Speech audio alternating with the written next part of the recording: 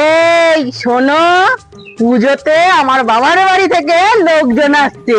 যে বাসনগুলো কলপারে দিয়েছি ওগুলো পুরো মেজে ঝকাঝক করে বা, যাতে মুখ দেখা যায়, ঠিক আছে? তুমি কোনো চিন্তা করো না, যেরকম মেয়েকে এমন ভাবে ঝকাঝক করবে যাতে মুখ দেখা যাবে। হ্যাঁ, তুমি কোনো চিন্তা করো না, এই আর কি।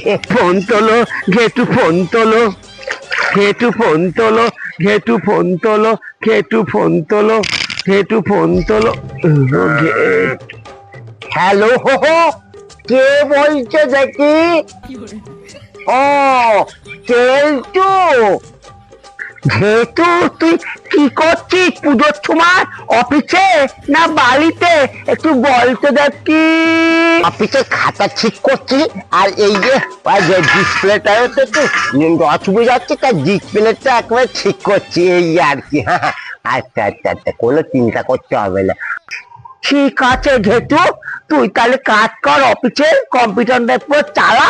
আমি তাহলে রাখছি এখন, ঠিক আছে? যাই তাহলে, একবার ঘেটুর বাড়ি থেকে ঘুরে আছি। বৌদির সাথে তো অনেকদিন দেখা হয় না, একবার দেখা করে আছি। যাই।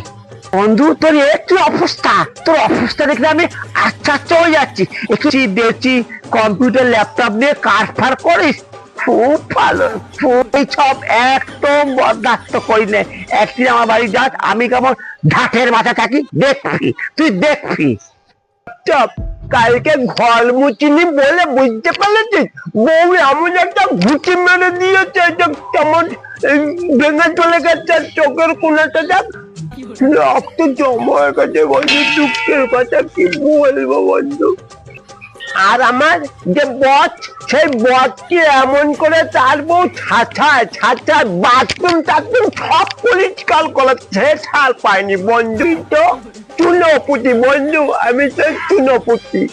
জামা কাপড়টা কাচো, আমার চা কখন দেবে? ছেলের খাবার করতে হবে না? তুমি কোনো চিন্তা করো না গো, আমি এই সব কাপড়, এই কাপড়, ঘরের যাবে কাপড়, তোমার কাপড়গুলো আমি মাছ দিয়ে দেবো, তোমার চাও দিয়ে দেবো, ছেলের খাবারও করবো। তুমি চেঁচামেচি করো না গো। যাই, চল তোর বাড়িতে একটু যে ঘুরেই আছি।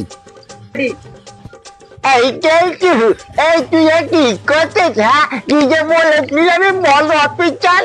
আর কি করছিস? হ্যাঁ, আজু বলিস না ঘেটু, কপালে এই আমাদের আছে, এই আছে।